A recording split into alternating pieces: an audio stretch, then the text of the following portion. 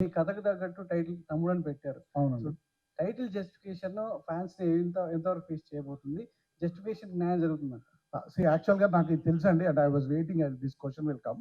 చాలామంది ఏంటంటే తమ్ముడు అంటే హానెస్ట్‌గా చెప్పాలంటే కొందరు అడిగారు సార్. ఏంటి సార్ ఓన్లీ మీరు నితిన్ కళ్యాణ్ ఫ్యాన్ కాబట్టి, మీరు చేశారు కాబట్టి పెట్టుకున్నారా అని అన్నారండి.